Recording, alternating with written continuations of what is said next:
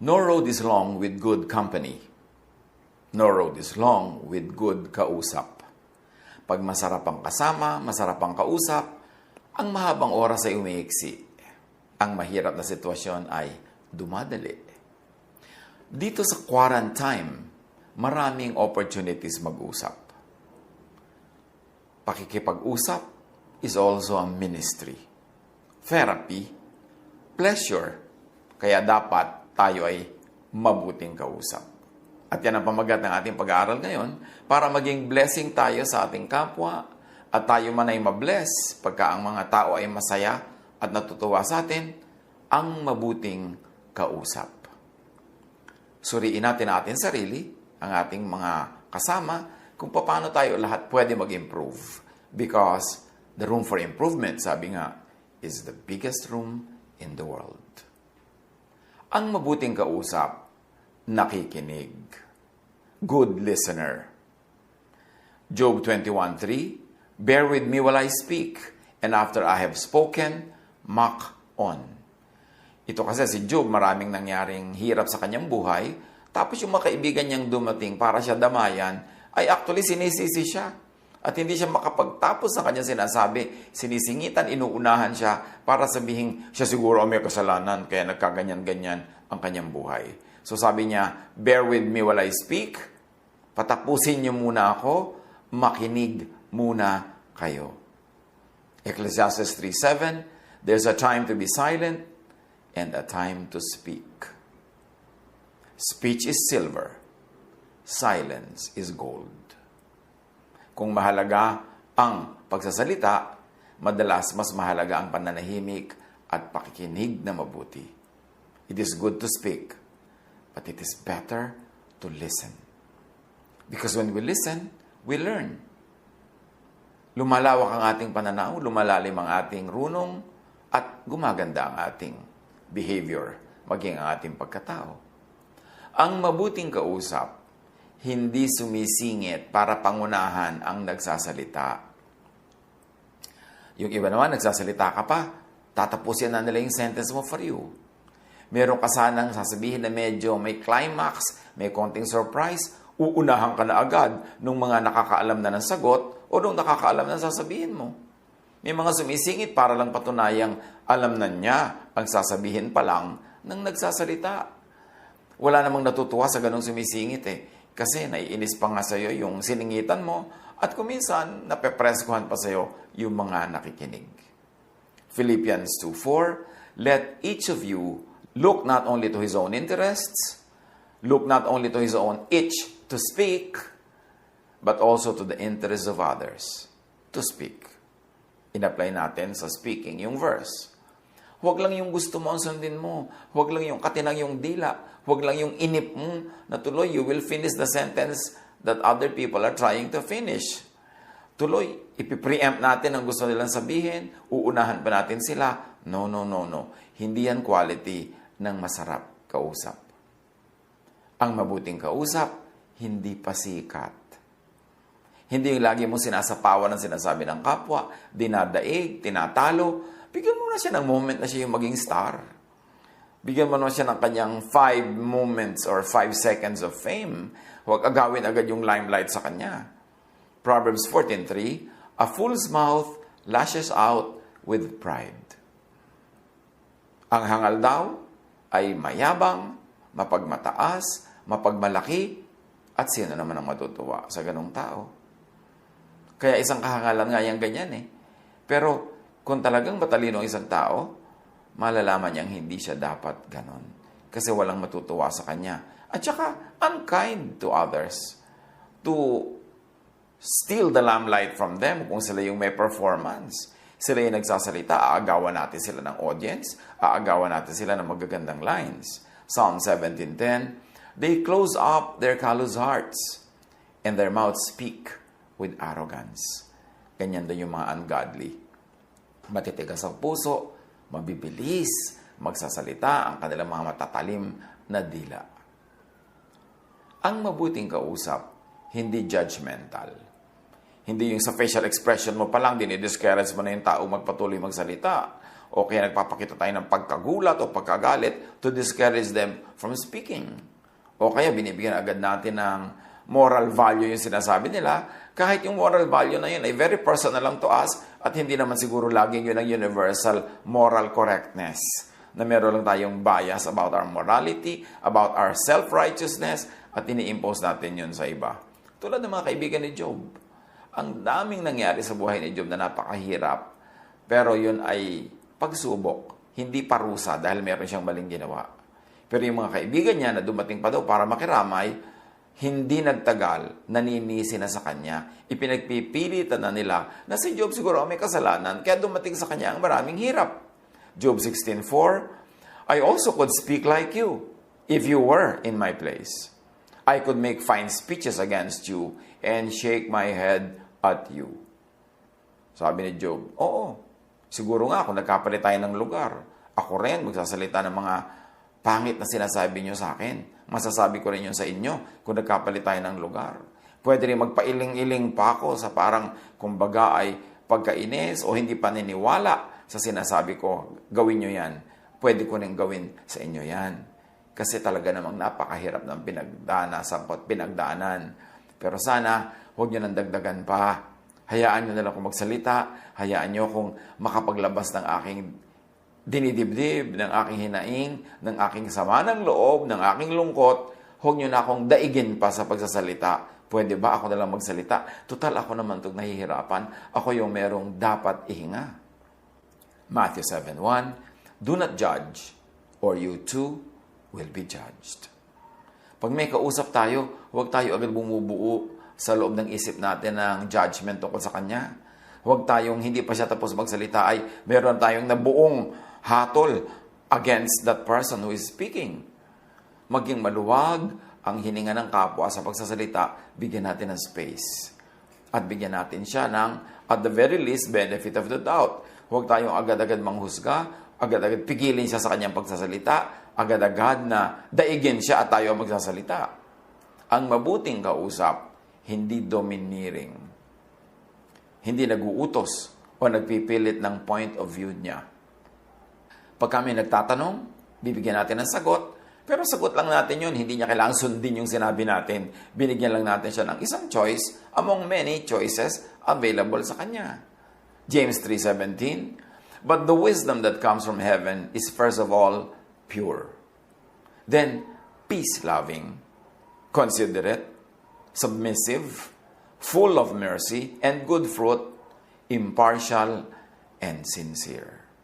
Ganun daw ang tunay na karunungan na nagmumula sa Diyos. Dalisay, malinis, ang hinahanap ay katahimikan, hindi gulo, nagsasaalang-alang sa kapwa, hindi ipinagpipilitan ng sarili, mahabagin, maganda ang bunga, hindi biased, at ito ay matapat at malinis. Ang mabuting counselor, yung mga tagapayo, hindi naguutos. Hindi nagmamanman kung nasusunod siya. Hindi nagagalit pag hindi sinunod at hindi nagpaparusa pag hindi sinunod. Sa counseling, inaayos lang natin ang magulo. Nagpapaliwanag tayo ng madilim. Nag-aayos ng magulo sa isip. Nag-aalok ng mga choices. But a good counselor lets the counselee decide. Hindi tayo magpapayo tapos ipopulis natin, babantayan yung tao kung sinunod ang payo natin. Tapos magagalit tayo pag hindi tayo sinusunod. Pagkatapos humihingi uli ng payo, sasabihin natin, huwag ka nang magpapayo sa akin, di ka naman sumusunod sa akin. Look, nagpapayo tayo para yung magulong buhok masuklay para mas maintindihan niya. Yung madilim matapunan ng mas maraming liwanag para mas makita niya ang relationship of things. Pero hindi tayo diktador na magsasabi doon sa humihingi ng payo kung anong dapat niyang gawin. Pwede tayong mag-offer ng, eto ang mga sa tingin ko ay posible mga gawin mo, 1, 2, 3, 4, 5. But let the counselee choose kung anong gusto niyang gawin. At huwag magalit yung counselor pag hindi natupad yung ipinapagawa niya. Ganun ang makadiyos na pagpapayo. Ganun ang makadiyos na pakikinig. At ganun ang makadiyos na pagbibigay ng ating kuro-kuro. Hindi natin ginadjudge yung tao pag hindi tayo sinunod. Ang mabuting kausap, hindi madaldal. Does not betray trust. Hindi yung nalaman niya, tapos mamaya alam na ng buong barangay. At lalo ngayon, ang bilis-bilis ng social media, pag may nalaman tayong sikreto, ipinagtapat, o kaya ay sa moment of weakness ng kapwa na humihinga sa atin ng sama ng loob, may nalaman tayo, dapat igalang natin yon. Whatever is shared in secret, in good times, in friendship, must be kept a secret even in so-called bad times, even if you become enemies. Ang totoo at tunay na tao, pag may ipinagtapat sa iyo ang kapwa sa panahon na kayo magkaibigan, malapit sa isa't isa, pag nagkagalit kayo at nagkalayo, sinisikreto mo pa rin yun. Hindi mo ibinubulgar sa iba dahil lang naiba na ang friendship nyo. Kasi nung isinyer sa iyo yon, maganda ang inyong relasyon. Therefore, igagalang mo yung magandang relasyon na yon kahit na iba pa nga ang ganong relasyon pagdating ng panahon. Proverbs 11:13, a gossip betrays a confidence, but a trustworthy person keeps a secret.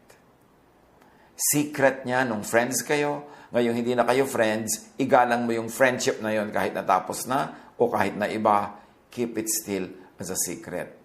Kung ikaw ay disente, makadiyos, at mabuting tao. Proverbs 13:3, those who guard their lips preserve their lives. And may I add, and the lives of those who trust them. Pagka hindi tayo madaldal, hindi tayo nagbubulgar ng mga sikreto needlessly, yung sarili nating kaligtasan ay ating napapangalagaan, pati kaligtasan ng kapwa. Hindi tayo nagkakaroon ng mga needless enemies, hindi tayo nagkakaroon ng needless dangers na papasukin kung may magalit sa atin dahil tayo ay madaldal. At kung anak ng Diyos, hindi lahat ng iniisip ay sinasabi, lalo sa social media. Sa social media, ang dali-dali mag-away, ang dali-dali mag-disagree. Pero come on, nagba-Bible study kayo sa social media, sa Zoom conference, may Bible study, tapos mag-aaway. Tapos pagsasalitaan ng hindi maganda, ng masakit, magdi-display tayo ng pride, ng yabang, ng ating pagiging hypersensitive. It has no place in an online Bible class. It has no place in an online fellowship. Kasi dapat the Spirit of God governs us. At dahil sa social media, napakadaling ikalat ang baho, napakadaling ikalat ang sarili nating baho, sarili nating emosyon, mas maingat tayo dapat. Kasi pag nasabi na, kumalat na, hindi mo na mababawi pa. Mag-sorry ka man, pero hindi yan buong-buong nababawi. May natitira pa rin yan, nalulutang-lutang sa hangin. Kaya ang sabi ng Ephesians 4:29, do not let any unwholesome talk come out of your mouths, but only that which is helpful for building others up, according to their needs, that it may benefit those who listen. So, ang magandang kausap, ang mabuting kausap, binabantayan ang kanyang bibig, ang sinasabi lang niya ay yung makakatulong, hindi yung makakasira sa kapwa. Ang sinasabi niya ay yung sensitive sa need ng iba, hindi sa sariling need niya lang, at ang kanyang iniisip, lahat ng kausap, pinag-uusapan, at makikinig ay makikinabang. Nakapakinabangan sa kanila pag bumuka ang ating bibig. Proverbs 20:19, a gossip betrays a confidence, so avoid anyone who talks too much. Pagka merong tao na masyadong madaldal, walang pag-aalinlangan, at walang preno sa paninira ng kapwa, directly or indirectly, sa pagsasalita ng bagay na makakasira sa kapwa, iwasan daw ang ganong mga tao. Kasi yung ginagawa nila sa iba, gagawin nila sa iyo. Pag mabuti ang kausap, napapabuti ang kapwa. Mayroon namang kausap na mapapahamak ang kapwa, imbes mapabuti. Sabi sa Romans 3:13, their throats are open graves. Their tongues practice deceit. The poison of vipers is on their lips. Yan daw mga tao masama magsalita, masama ang korte ng bibig, ang kanilang mga lalamunan ay parang mga libingan. Ang mga dila nila ay mapandaya, at ang kamandag ng mga ulupong ay nasa kanilang mga labi. Mabuti ka bang kausap? Masarap ka bang kausap? Psalm 119:103. How sweet are your words to my taste, sweeter than honey to my mouth. Ang blessed person, pag nagsasalita, blessed ang kapwang nakikinig. Proverbs 16:24, gracious words are a honeycomb, sweet to the soul, and healing to the bones. Lalo sa ministry, watch your words. Words should bless. Kung sa palagay mo ikay godly, sa palagay mo ikay leader, sa palagay mo ikay magaling, bantayan ang bibig. Yan ang tunay na sukatan. Hindi record, hindi body of works, hindi dami ng ministry, hindi dami ng sipag at nagawa, kundi paano naman magsalita. Nakakasakit ba o nakakabless? Many unpleasant words come from pride, lalo na pag may audience. Yung gusto magpasikat, magiging rude sa kapwa para lang pahangain yung ibang nakikinig. Many unpleasant words come from tactlessness and foolishness, and sometimes just from habit. Kasi talagang nakasanayan na maging magaspang, lagi tuloy magaspang. Examine, review, kung madalas o laging nasa sangkot sa gulo. Sa pamilya, sa magkakaibigan, sa workplace, kahit sa church, merong mga taong pag may nagkagulo, kasali sila. Pag may nag-away, kasali sila. Pag may nagkaroon ng misunderstanding, kasangkot sila. Pag nagkaroon ng mga confusion, nandun at kasali sila. Dapat nating suriin. Tanungin, ako ba yun? Gaano kadalas ako masangkot sa gulo? Kasi yung mga nasa sangkot sa gulo, laging iniisip nila, tama sila. Parang tama lang na pumasok sa gulo, tama lang ang ginagawa ko. Pero makahalata tayo pag madalas tayong masangkot sa gulo. Kung napapagulo tayo, kung kani-kanino at sa iba't ibang tao at iba't ibang grupo, baka naman tayo na ang may dala ng lason. Baka naman tayo na ang problema. Madalas ka bang masangkot sa gulo? Ikaw o ang mga kinakampihan mo? Siyempre, birds of a feather flock together, so yung mga magugulo, kampi-kampihan. Pero kung magkakampi-kampihan kayo ng mga magugulo, lagi may nakakaaway, paano naman mag-i-improve ang karakter? Dapat iron sharpens iron. Nagtuturoan tayo para maging mabait, hindi para maging masungit. Nagtuturoan tayo at nagtutulungan para maging mahinahon, hindi para maging marahas. Yun ang tunay na epekto dapat ng Espiritu sa ating buhay. James 3:10, out of the same mouth come praise and cursing.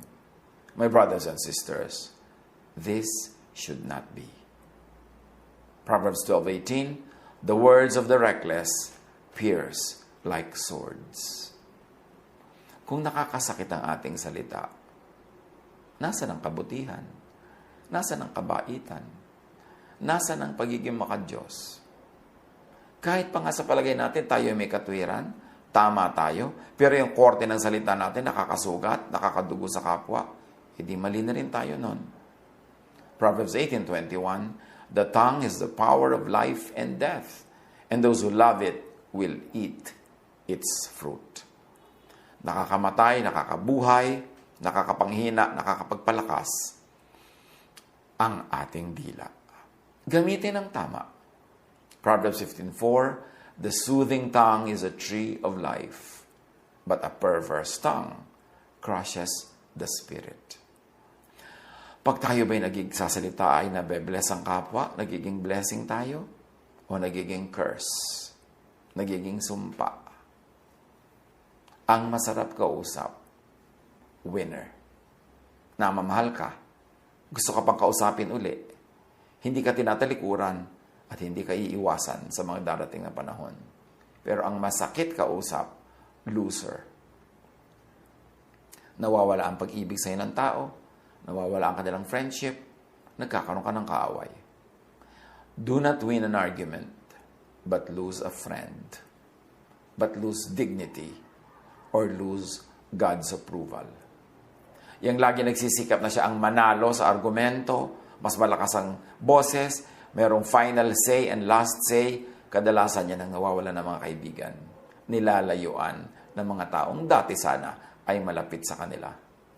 Kaya sabi ni Jesus, tungkol sa mga salitang walang kabuluhan, mga salitang masakit at masama, Matthew 12:36, I promise you that on the day of judgment, everyone will have to account for every careless word they have spoken.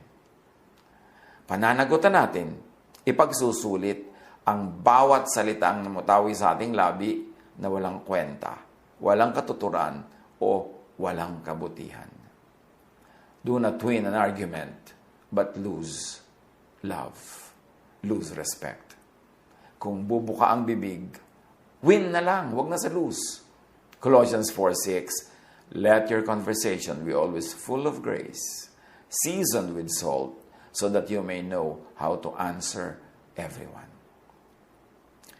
Marami tayong goodwill na nawawala dahil pangit ang ating salita.